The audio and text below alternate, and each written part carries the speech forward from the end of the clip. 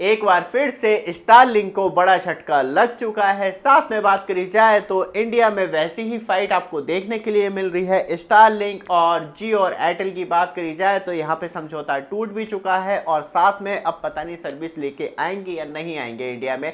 और गवर्नमेंट अलग फाइट कर रही है क्योंकि गवर्नमेंट ने साफ तौर पर कह रखा है कि फर्स्ट और सेकेंड लाइसेंस हम दे चुके हैं जियो और एयरटेल को, जिसके बाद फाइनली अब वो अपनी सर्विस स्टार्ट कर पाएंगे।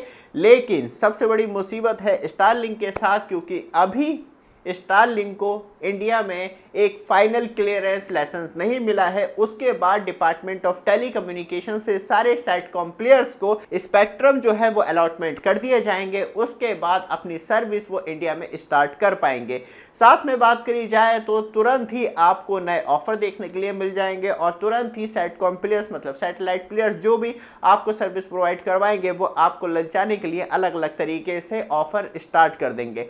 लेकिन यहाँ तक तो सब कुछ सही देखने के लिए मिलता है कि गवर्नमेंट भी कहीं ना कहीं पुशअप कर रही है। बस फाइनल और थोड़े से सिक्योरिटी कंसर्न है वो क्लियर हो जाए, उसके बाद आपको सैटकॉम प्लेयर्स की सर्विस इंडिया में मिलना शुरू हो जाएगी।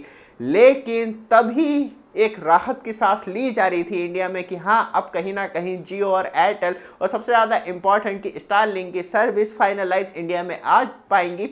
उसी दौरान एक मिंट की न्यूज़ आती है और पूरा जो सपना है क्या वो डिस्ट्रॉय हो सकता है दोबारा से, क्योंकि स्टारलिंक के दोबारा से कैप्चर किए गए हैं डिवाइस जो एक्चुअली स्टारलिंक के सैटेलाइट से कनेक्टिविटी प्रोवाइड करवा के हाई स्पीड इंटरनेट प्रोवाइड करवाते हैं, जो मणिपुर में देखने के लिए मिले हैं। तो मतलब इंडियन गवर्नमेंट के सारे रूल बाईपास करके स्टारलिंक मणिपुर में अपनी सर्विस प्रोवाइड करवा रहा था। क्योंकि ऑलरेडी आप सब जानते होंगे कि ग्लोबल लेवल पे जैसे कि यूएसए में बात करी जाए तो वहाँ पे कुछ ऐसे प्लान भी आपको स्टारलिंक के देखने के लिए मिलते हैं जो आप इंटरनेशनल ही यूज़ कर सकते हैं। तो वहाँ पे कहीं ना कहीं एक पहले से ही बहुत बड़ा शक था। ऊपर से सबसे बड़ी दुविधा एक और देखने के लिए मिलती है कि स्टारलिंक ने पहले कहा था कि उसने इंडिया के तरफ जो उसकी भीम्स है उन्हें सबको ब्लॉक कर रखा है। लेकिन स्टारलिंक ने अपनी सर्विस स्टार्ट कर दी। बट आप हमारे चैनल पर फर्स्ट टाइम आए हैं, चैनल को सब्सक्राइब, वीडियो को लाइक कीजिए। रेगुलर अपडेट के लिए आपके पास भी 360 कैमरा और उसे लगाने का आप सही तरीका ढूंढ रहे हैं तो आपके लिए वॉल माउंट स्टैंड देखने के लिए मिलता है जो एक्चुअली 360 कैमरे पे फिट हो जाता है। और आपका क्लिप टूट भी गया है तो कोई दिक्कत की बात नहीं है, क्योंकि जो हमारा वॉल माउंट स्टैंड है वो डायरेक्टली अटैच हो जाता है कैमरे पे। ऑर्डर करने के लिए आप इस व्हाट्सएप नंबर पे भी कांटेक्ट कर सकते हैं, नहीं तो वीडियो डिस्क्रिप्शन में सबसे ऊपर दे रखा है, वहाँ पे आप डायरेक्टली चैट कर पाएंगे और ख़रीद पाएंगे, क्योंकि ऑल इंडिया लेवल पर आपको फ्री डिलीवरी भी मिलती है।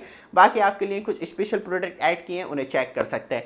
वापस आते हैं टॉपिक पे। भूटान में और बांग्लादेश में ऑलरेडी स्टारलिंक अपनी सर्विस स्टार्ट करता है, तो अब हम ये नहीं कह सकते कि बांग्लादेश से बिल्कुल जो उसके इंटरनेशनल बॉर्डर लाइन है वहीं तक सर्विस प्रोवाइड करवा रहा है, इधर उधर भी जा सकती है। तो मतलब यहाँ पे कहीं ना कहीं स्टारलिंक के लिए एक बहुत बड़ा सेटबैक हो सकता है। और जो अभी मेनली अटका हुआ है स्टारलिंक का एक लाइसेंस प्रोसेस, वो सिक्योरिटी कंसर्न को ही लेके अटका हुआ है। और उसी दौरान ये न्यूज़ आ जाती है और पूरी कहीं ना कहीं स्टारलिंक की जो एक सिक्योरिटी कंसर्न है उस पर और ज़्यादा लकीरें खींच देती है। तो अब क्या स्टारलिंक के लिए इंडिया में सर्विस प्रोवाइड करवाना और ज़्यादा मुश्किल होने वाला है, और क्या जियो और एयरटेल को इसका बेनिफिट मिलेगा? क्योंकि वो कहीं ना कहीं जियो की बात करी जाए तो जियो जो आ रहा था वो SES सैटेलाइट ब्रॉडबैंड सर्विस के साथ आ रहा था और एयरटेल जो आ रहा था वो वन वेब के साथ आ रहा था। क्या वो उनके साथ कंटिन्यू रखेगा या स्टारलिंक को अभी और कुछ दिनों या कुछ साल तक वेट करना होगा? क्योंकि ये कंसर्न सच में बहुत ज़्यादा डेंजर है, जिससे कि कहीं ना कहीं जो टेलीकॉम ऑपरेटर है वो इस चीज़ में श्योरिटी देते हैं कि विदाउट परमिशन उनके कनेक्शन को कोई यूज़ नहीं कर सकता और उन्हें मालूम होता है कि कौन सा डिवाइस कहाँ पे कनेक्ट है। लेकिन क्या सच में स्टारलिंक इस बात का भरोसा दे पाएगा इंडियन गवर्नमेंट को कि वो जो डिवाइस प्रोवाइड करवाएगा इंडिया में वो किसी अनऑथराइज व्यक्ति के या संगठन के हाथ में ना लग जाए और उसका दुरुपयोग ना हो? तो यहाँ पे कहीं ना कहीं अब स्टारलिंक की दुविधा और ज़्यादा बढ़ गई है और इसका बेनिफिट डायरेक्टली जो है जियो और एयरटेल को ज़रूर मिलेगा। क्योंकि ऑलरेडी आपको कहीं ना कहीं एलॉन मस्क और मुकेश अंबानी और सुनील मित्तल के बीच में एक बिगेस्ट फाइट देखने के लिए मिलती है, जो एक ग्रुप दूसरे साइड और एक ग्रुप दूसरे साइड है। क्या अब फाइनलाइज आपको सैटेलाइट प्लेयर सर्विस प्रोवाइड करवा पाएगा। इस पर हमारी पैनी निगाह है और किस तरीके से आगे क्या होता है और क्या फाइनलाइज लाइसेंस मिलता है स्पेक्ट्रम के साथ। ये वीडियो आपको अच्छी लगे, रेगुलर अपडेट के लिए चैनल को सब्सक्राइब, वीडियो को लाइक जरूर कीजिएगा। धन्यवाद।